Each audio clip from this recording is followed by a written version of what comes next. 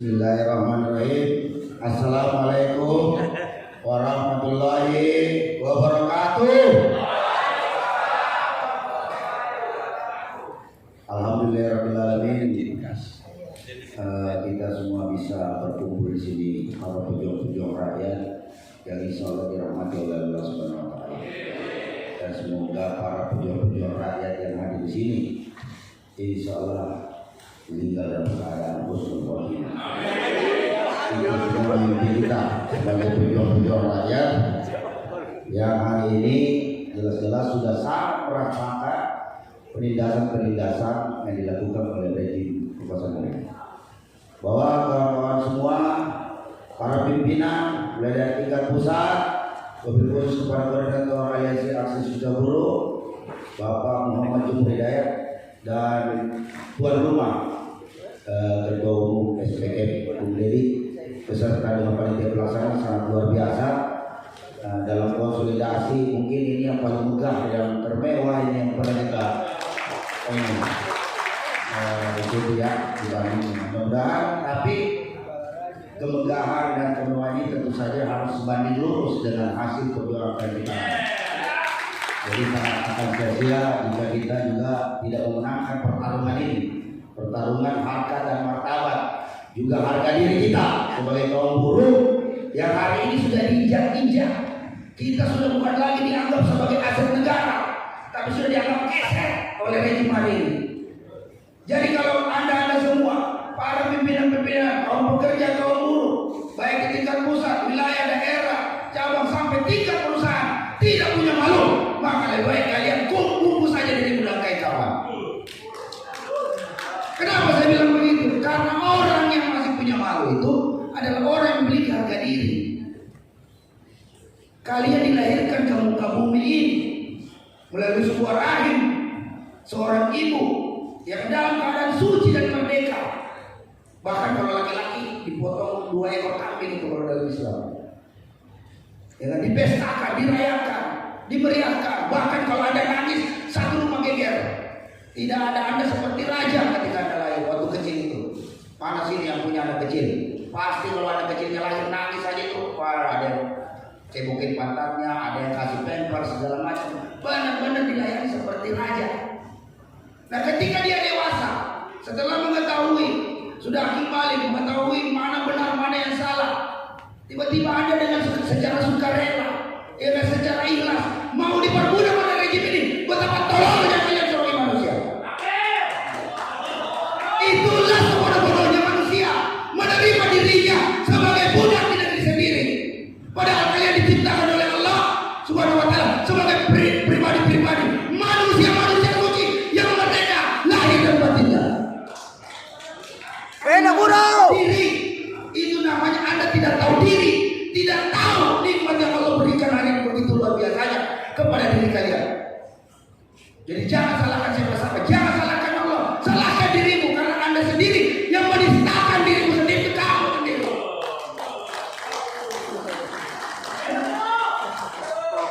Jadi kalau kalian tidak tahu diri sebagai kaum buruh, petani, pedagang, ya kan, peternak, kalian ini harus tahu diri bahwa kalianlah yang menghidupi ini dunia.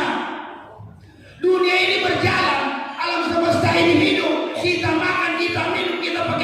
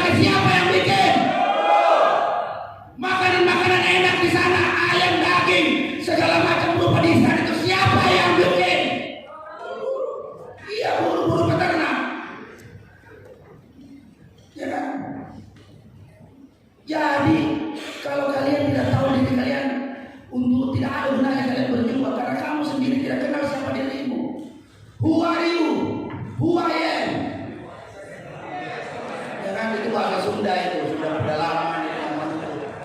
Gue mah siapa kita?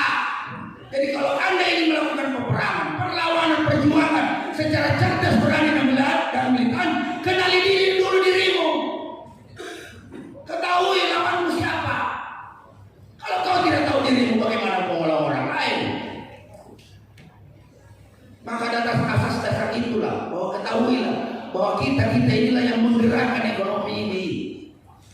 Pejabat-pejabat itu hanya bisa menjadi bendahara, menjadi akuntan, catat pengeluaran pemasukan, berapa pajak yang mau diambil, berapa pajak rakyat mau dirampok, berapa banyak, itu kerjanya kayak gitu aja.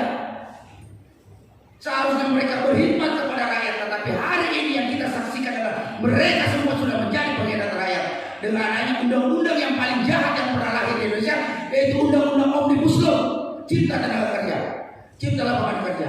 Belum lagi tambah lagi kemarin undang-undang kesehatan, undang-undang kesetanan. Sekarang menjadi undang-undang kesetanan. Ya kan? Kalau undang-undang Cipta Kerja ini adalah penyerahan kedaulatan rakyat secara lahiriah bangsa Indonesia ini kepada kaum pemuda. Kalau undang-undang kesehatan itu adalah penyerahan kedaulatan bangsa ini kepada kaum pemuda secara batin. Karena salah satu unsur kebatinan itu adalah kesehatan.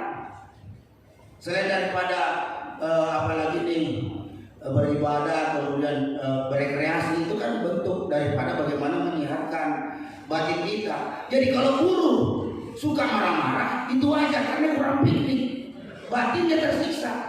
Kerja terus, ya kan? Udah kerjanya panjang dari jam berapa sampai jam berapa, gitu kan? Pulang ke rumah bawa upahnya sedikit, dimarahin lagi sama istrinya di rumah. Kok gajinya kurang? Ini nyumput di mana? Nyasar kemana lagi nih? Jangan-jangan dibagi dua. Padahal itu mah dipotong oleh pihak manajemen. Karena itu tadi regulasi undang-undang Cipta Kerja ini sudah menciptakan upah murah. Sudahlah menciptakan sistem upah murah. Status kerja nggak jelas. Status kerja kita nggak jelas. Tidak ada kepastian kerja yang sampaikan tadi Pak Joko tadi. Tidak ada. Ini berdampak sistemik terhadap status pekerja tidak tetap ini. Tidak jelasnya kepastian kerja ini kasihan, bisa mempengaruhi demokrasi penduduk Indonesia. Kenapa? Karena pekerja-pekerja kontrak outsourcing itu susah untuk menikah. Mana ada calon menantu mertua mau terima? Pasti nanya, kamu statusnya apa? Outsourcing kontrak. Waduh, mikir-mikir dulu. Ya kan, apalagi misalnya pekerja kontrak outsourcing ini selera tinggi, pengennya cakep-cakep, tapi statusnya outsourcing dan kontrak. Ya kan? Sekarang ini masyarakat kita zaman milenial ini sudah move on semua, sudah melek media sosial. Ya kan, jadi teman-teman yang outsourcing kontrak, jadi kalau cintamu ditolak, bukannya kalian bunuh diri, tapi hancurkan itu tirani. Itulah biang kerok kalian menjadi susah nikah, susah hidup, susah ketika sakit diobati, semua susah. Ya kan? Semua susah gara-gara undang-undang Omnibus Law ini. Ya. Maka dari itu tadi, setelah kalian kenali dirimu sebagai kaum tertindas, kenapa kita ditindas? Tapi lantas kemudian kita adalah kelompok terbesar yang mampu menggerakkan perekonomian Republik Indonesia ini. Kemudian kita bukannya dihargai, dihormati, ya kan, dijaga harkat martabatnya oleh negara sesuai amanah konstitusi, tetapi malah kita dijadikan keset, bukan dengan aset negara. Ini berarti rejim brengsek, kurang ajar brengsek. Ya kan? Udah kita marah-marah saja. Gak usah takut. Mulutmu adalah harimau. Di Aliansi Aksi Sejuta Buruh ini dilarang-melarang. Semuanya bebas bicara, termasuk Anda ada tingkat POK. Dipersilakan naik di sini menyampaikan aspirasinya. Karena asas demokratis hari ini Aliansi Aksi Sejuta Buruh lah yang mampu mengimplementasikan secara konsekuen di kepada publik dan seluruh anggota. Di tempat-tempat lain tingkat POK bodoh-bodoh yang bicara, disuruh bicara, yang ada mah dilarang bicara. Di sini dipersilahkan dengan hormat. Karena kenapa? Kalian semua patut dihormati, dihargai. Karena bukan apanya basis pasukan kita itu di tangan PUK. Pimpinan itu hanya bisa menginstruksikan, ya kan? Bukan juga asal menginstruksikan, tapi memberikan pemahaman, penyadaran bagaimana tentang kerugian kita hari ini kaum muda Indonesia, segala macam dengan begitu banyak pertimbangan, berbagai macam disiplin yang begitu sudah sampaikan, agar kalian sadar sesadar-sadarnya bahwa kekuatan kalian nanti menentukan nanti aksi tanggal 10 Agustus 2023. Asal tahu aja 10 Agustus 2023 ini adalah pertarungan eksistensi kita sebagai kaum muda Indonesia terhadap rezim yang berkuasa hari ini, melawan antek-anteknya sekalian. Ya kan? Di media sosial kita diledek-ledekin, ya kan? Saya tersinggung. Ya kan, kita diledek-ledekin, ayo kita, ya kan? Masanya sedikit, misalnya begitu. Padahal dia tidak lihat aksi kemarin 10 Agustus 2022. Kemarin kita mampu menghadirkan 500.000 massa. Ya kan? Dan kita berharap dengan nanti 10 Agustus 2023 ini, tentunya dengan melalui konsolidasi yang begitu masif yang hari ini yang kita lakukan, mungkin sangat padat sekali jadwal konsolidasi ini, sampai semua urusan-urusan lagi itu kita harus mengalah. Agenda-agenda internal organisasi kita harus undur semua untuk mensukseskan aksi 10 Agustus ini. Karena itu tadi, bahwa ini adalah pertarungan eksistensi kita sebagai kaum muda Indonesia. Lu masih mau dianggap aset atau mau dianggap keset, itu pilihan. Pilihan ada di kepala Anda. Kau mau jadi budak atau jadi orang merdeka di Republik ini tergantung Anda semua.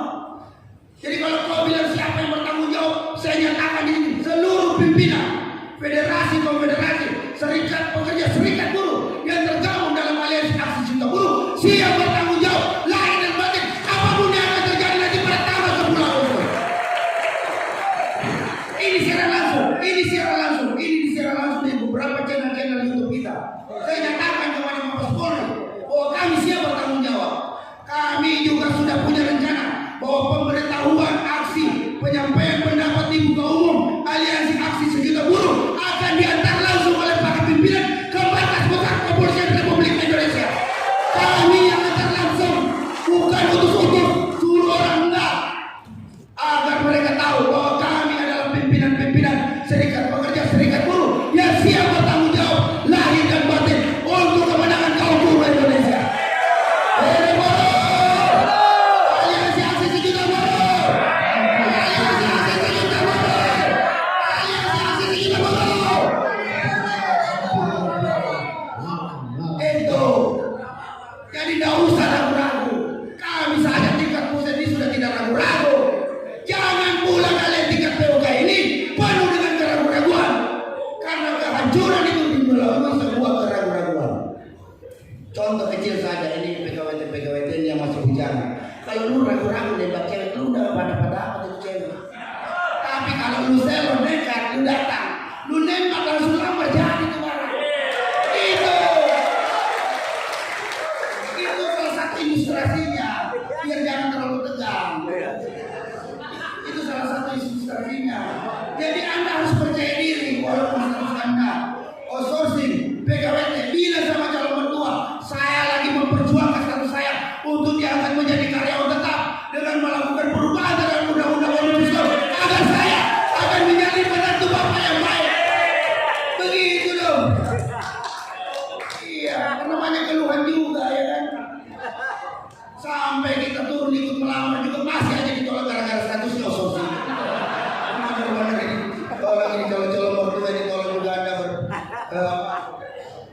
berpedoman kepada asas kemanusiaan yang ada terhadap. Ya kan? Karena kasihan ini jomblo-jomblo kita ini, banyak yang jomblo-jomblo sudah menikah gara-gara undang omnibus law dilarang punya anak, dibatasi punya anak, karena istrinya kalau punya anak langsung langsung diputus kontraknya. Terus Jokowi bilang kita akan mendapatkan bonus demografi dari mana kalau dilarang ini? Tingkat kelahiran mau ditekan-tekan begini gak bakalan, lebih parah daripada program KB ini, Bang. Ya kan, kalau hamil melahirkan, tidak ada lagi cuti layanan dari putus kontrak. Kamu bayangkan betapa jahatnya ini undang-undang omnibus law ini. Sudahlah dia merampas harta kita, harta rakyat Indonesia, di mana sumber daya mineralnya. Sudahlah juga dia rampas sumber daya alam kita, di lautan, sudahlah merampas sumber daya alam kita. Di udara juga, ya kan, karena seluler ini dia mainkan juga semua, ya kan. Sudahlah juga sudah merampas lagi kedaulatan kita, sumber daya manusianya, ya kan. Sudah secara lahir dan batin semuanya sudah dirampas. Jadi kita ini tinggal modal apa kalau bukan modal banyak dan semangat, modal sarung, ya kan. Uang tidak punya, ya kan. Jaringan yang pimpinan juga terbatas, ya kan. Yang ada yang tersisa adalah mantan pejabat dan mantan anggota DPR yang sudah tentu saya tidak punya lagi kemampuan untuk merubah regulasi, tetapi tidak menutup kemungkinan kita akan kembali, kita akan kuasai di Republik. Karena sesuai dengan janji Allah bahwa kaum tertindas di muka bumi ini akan kujadikan mereka pemimpin di muka bumi. Ini bukan tausiah, tapi silakan buka surah Al-Qasas ayat 5 dan 4 itu. Baca itu. Ya kan? Kan memang kita hari ini kalian harus bangga menjadi pasukan-pasukan rakyat tertindas melalui aliansi aksi juta buruh ini. Karena itu adalah sebuah panggilan takdir Anda. Ini ketika Anda menjadi pejuang-pejuang aliansi aksi juta buruh ini panggilan takdir yang insya Allah akan mampu menghapuskan dosa-dosa kita yang lalu-lalu. Kita ini semua kaum berdosa, banyak dosa, ya kan. Hanya dengan kekuatan keikhlasan kita menjadi pasukan-pasukan pembela rakyat ini, insya Allah, ya kan, Allah akan menghapus dosa-dosa kita itu yang lalu-lalu. Anda bisa bayangkan ketika Anda meninggal dunia ketika aksi itu, jutaan orang antar Anda ke pemakaman. Itu bagaimana itu? Malaikat itu udah susah bunuh caranya itu. Saking banyaknya yang nangkep, banyak yang doain. Itu yang kita impikan. Daripada kita hidup di dunia bermegah-megahan, jabatan tinggi, segala macam, tetapi kita menipu rakyat, maka kita akan dinistakan oleh alam semesta. Kalau bicara dinistakan alam semesta, maka bumi dan langit itu akan tidak sulit akan menerima arwah kita. Jadi ngambang kayak tai. Ya, ngambang nggak ke atas, nggak ke bawah. Habis dimakan lele. Nah, udah itu yang nasib itu. Tapi kita ditakdirkan menjadi pasukan-pasukan rakyat tertindas yang memang sudah diperintahkan oleh Allah Subhanahu wa Ta'ala untuk menghapuskan segala bentuk permukaan di muka bumi. Itu buka surah Al-Balad yang pesantren di sini. Ayat 10, 11, 12 itu jelas itu, Allah menjelaskan di situ. Ya kan? Nah, dalam kesempatan ini juga saya minta juga kepada, biasanya ini kan kaum buruh ketika lagi kecil-kecilnya semangat melakukan konsolidasi, ya kan, HRD sudah tidak mempan lagi, kasih janganlah begini-begini segala macam kan. Nah, apa aninya? Ya dipanggil ustaz, kasih ceramah begini, kasih tahu itu ustaznya. Membela kepentingan kaum buruh rakyat Indonesia itu adalah perintah dari Allah Subhanahu wa Ta'ala. Karena kita tidak ingin digolongkan orang-orang yang mendustakan agama. Itu baca surah Al-Maun. Itu siapa pendusta agama itu? Orang yang tidak memberi makan anak yatim dan orang miskin. Hari ini harusnya tugas pemerintah memberi makan anak yatim dan orang miskin. Yang terjadi adalah menghabisi orang-orang miskin. Kita dihabisi, upahnya dibikin murah, sakit tidak dirawat dengan baik, disuruh mati aja kita. Ini menghabisi orang, bukannya menyelesaikan persoalan kemiskinan, tetapi kita malah disuruh mati oleh rejim ini, oleh akibat regulasi-regulasi yang tidak pernah berbeda kepada rakyat. Karena sejatinya amanah konstitusi adalah tugas pemerintah adalah mencerdaskan kehidupan bangsa, mensejahterakan rakyat Indonesia. Yang terjadi bagaimana mau sejahtera kalau kepentingan lahir dan batinnya sudah diserahkan kepada asing? Kita tinggal menjadi jomos di negeri sendiri, kulit di negeri sendiri, menjadi budak di negeri sendiri. Jadi tidak bisa, tidak ketemu logika akal sehat itu, tidak ketemu. Jadi tidak bisa disejajarkan secara objektif, sistematis dan toleran. Nah, maka dari itu, untuk mensukseskan nanti di tanggal 10, maka kita harus memiliki 3 faktor: persepsi, kesadaran, pentaatan yang sama. Kalau ini berbeda, itu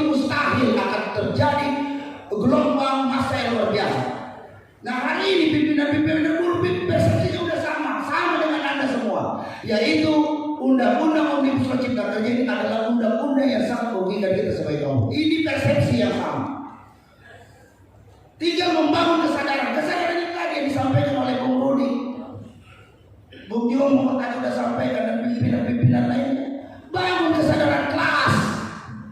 Saya sampaikan tadi, lu harus tahu diri bahwa kamu adalah orang-orang yang tertindas, harus bangkit dari ketindasan itu dengan upaya kita sendiri. Jangan pernah berharap terhadap kaum kapitalis, kaum pemodal itu untuk membantu kita, tidak mungkin. Nah, ketika itu terpenuhi, maka tinggal satu pentaatan yang sama.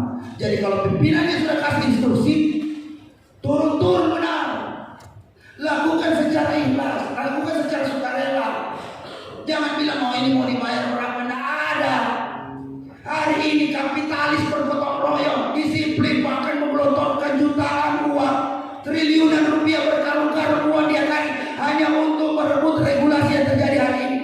Lantas ketika kita ingin melakukan perlawanan, kita masih aja menuntut bayaran, terus minta mau berubah nasib, dia nggak mungkin. Itu nonsens, itu omong kosong. Maka atas dasar-dasar ini kalian harus bangkit melawan dengan persepsi, kesadaran, pentaatan yang sama. Karena dengan cara dan sistematika yang benar. Jadi rumus-rumus perjuangan itu sama dengan rumus matematika, ya kan?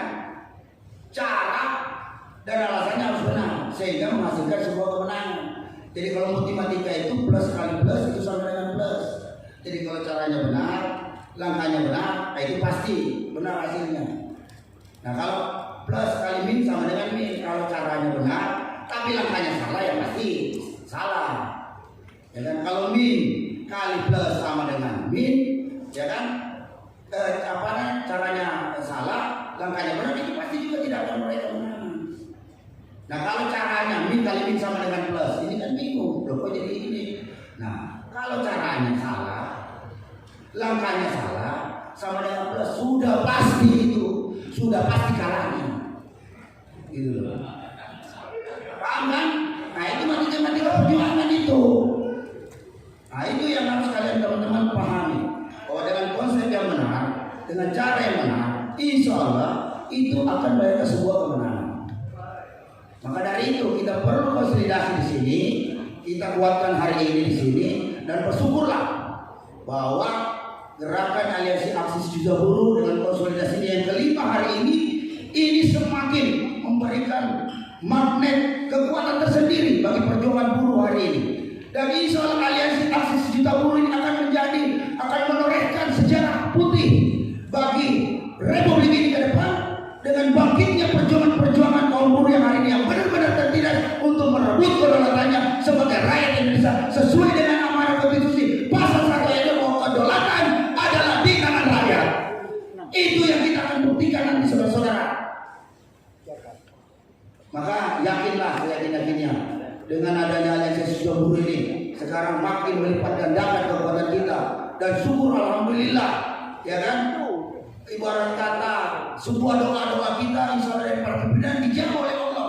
Hari ini alhamdulillah kita kedatangan tamu besar Pak Joko dari SPN, itu kan, itu rahmat dari Allah. Ini membuktikan bahwa apa yang dilakukan, langkah yang dilakukan aliansi aksi sejuta buruh sudah jelas, sudah benar, dan sudah terukur.